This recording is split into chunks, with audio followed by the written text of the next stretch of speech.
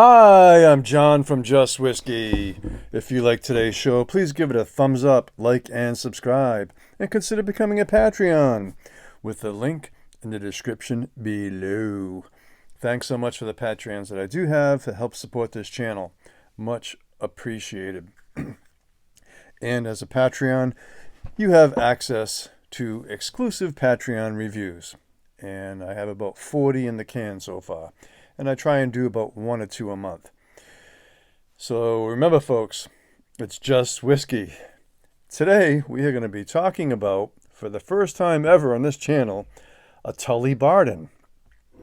And you say, John, why are you reviewing a Tullibardine? Don't you just walk by it? It's on the bottom shelf, and you just walk by it. And that's exactly what I was doing in a store when this gentleman came by, and I had no idea who he was.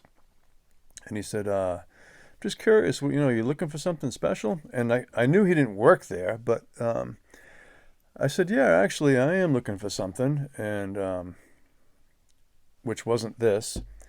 And he said, have you taken a look at the Tullibardine? And I just kind of dismissed it. But he seemed very enthusiastic and passionate. And he said, well, let me just tell you about this Tullibardine right here. And turned out he was a brand ambassador. And at first, he said Tullibardine is one of the few family-owned distilleries. So a light bulb went off, and I'm like, the only family-owned distilleries that I'm aware of in Scotland are Glenfarclas and Springbank.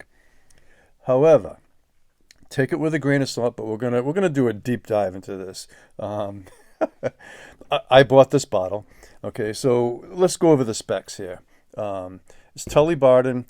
It's 46% ABV. The sales rep assured me that it is not chill filtered and there is no coloring added. However, there is no mention of any of that on here.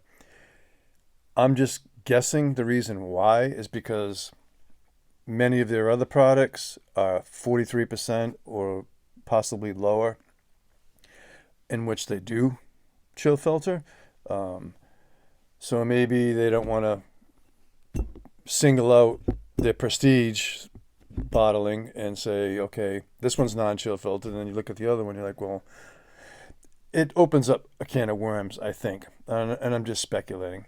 But this cost, it's a 14-year-old. It cost $70. So right away, I thought that was pretty good value for money. So this is the 12th release of the Tullibardine The Murray series. Okay, and this 12th release was distilled in 2008 and bottled in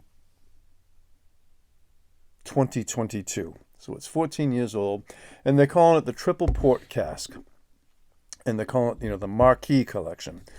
And again, this is the 12th edition of the Marquess collection. And I am going to read the back, not the tasting notes, but I don't know if the camera can pick it up, but there's a lot of shiny, glossy etching on here, and it opens up into a velvet lined box with more fancy etchings on here, and you can tell they have a lot of pride in what they're doing. And these etchings, I guess, says the illustrations that have been used for the Marquess collection have been inspired by the stone carvings from Scotland's oldest medieval chapel at Tullibardine that dates from 1445.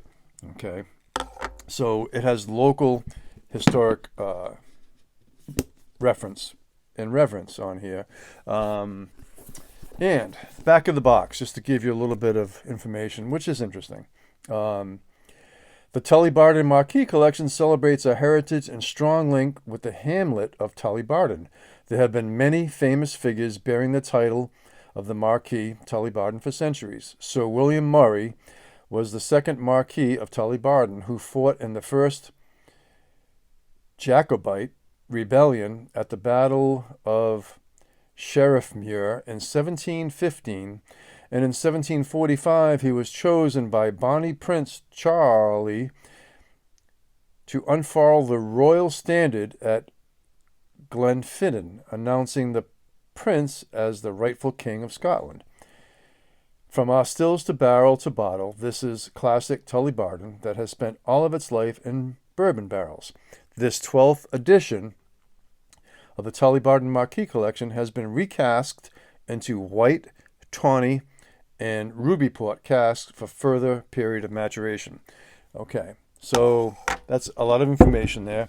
Going back to the family thing, and in 2011, a French winery and spirits company called Picard, okay, not to be confused with Pernod Ricard, but in France, this company called Picard Vins and Spirits, Spirito, okay, that's written in French, and they're French winemakers, and it's a big business over there, and they bought this distillery in 2011. I'm not going to go into the past history of it because there's been a lot of changing of hands.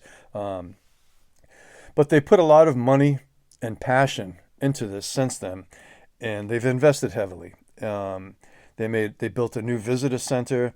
They have their own bottling line, a vatting hall. They built more warehouses, and they also have a small cooperage that helps maintain the casks. And so they are putting a lot of pride and a lot of effort to being on site, which I think is commendable. So yeah, it's not a small family business; it's a very large family business. And but again, the good thing is now Tullibardine has access to quality wine casks from France from this company. All right, let's get into the nitty gritty with the nosing and tasting. All right. So on the nose, there's a lot going on here. But overall, my palate has been so accustomed lately to cask strength that things under 50%, even 46%, seem lighter than they probably should because my palate is just so accustomed to higher strength. Even as an example, I just opened a brand new bottle of Springbank 10. It's a new one, which I'll be reviewing in the future. And even that tasted a little bit light in the palate for me, which I know it's not. And so take that caveat with a grain of salt. It'll give you some insight into my perspective and review here. So on the nose, you're getting wine. You can tell there's some wine in there. And there's a fruitiness, like a pack of candied, the fruity Lifesavers, not the mint ones, but the fruity Lifesavers. I'm getting that. There's also a bit of earthiness, mustiness in there, and some powdered bubblegum. You know, if you get some bubblegum with that white powder on it, the white powdered sugar probably, I'm getting that white powdered confection that's on bubblegum. And a bit of caramel on the nose. All right, on the palate.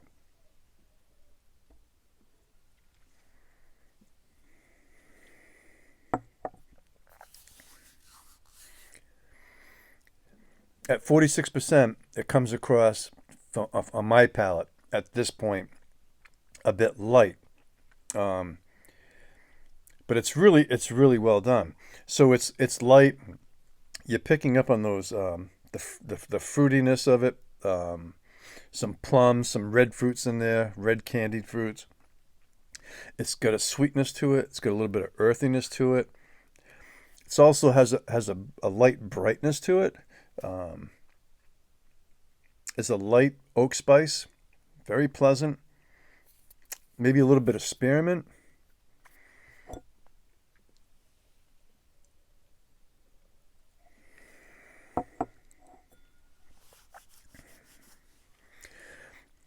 Even a little bit of cotton candy, some peach,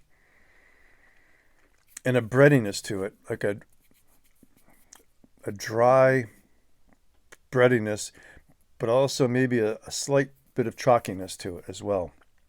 And even minuscule hint of flint in there.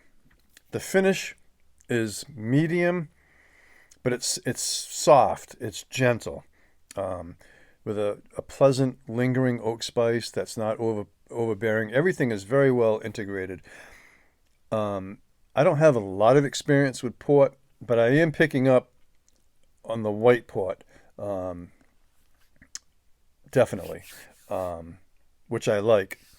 Yeah, that white port is kind of shining through on the very end, of the finish. So this is very well crafted, and especially for the price, $70 for a 14-year-old. They've gone through a lot of effort with this, and it shows. All right. For me, does it resonate with me? Okay, so I really appreciate this. This is nice. I'm struggling with a score. For my go-to, I would probably give it a very nice high 6, but it really deserves a 7, which it is very good. So I'm going to stick with a 7. But it's not something I can appreciate it, but it's not something I think that I would keep going back to. But what's cool about this is whiskey doesn't go bad, and the fill level is still pretty decent. You can see I've been chipping away at this. So this is something I'll tuck away, and every few months or a couple times a year, I'll revisit it and say, hey, what's going on with this? And but yeah, for the price, 14-year-old integrity. If you like white port and tawny port and ruby port, and you like a wine finish, I think you will really appreciate this. And I think this is so smooth. I know people get a little unhinged by that word, but it's very well done. But it's very accessible, I think, to anybody. You could give this to a beginner, and it could probably turn them on to the world of Scotch. And for the price, you can't go wrong. So if any of that sounds appealing to you, then search it out. I haven't had any of the previous bottles, but I did pick up. He he talked me into buying this as well. This is the Tullibardine 500 sherry finish. This one comes in at 43% ABV. I just cracked this. I will be reviewing it at some point. And the reason why I bought that is because the price was very reasonable as well, much less than this one.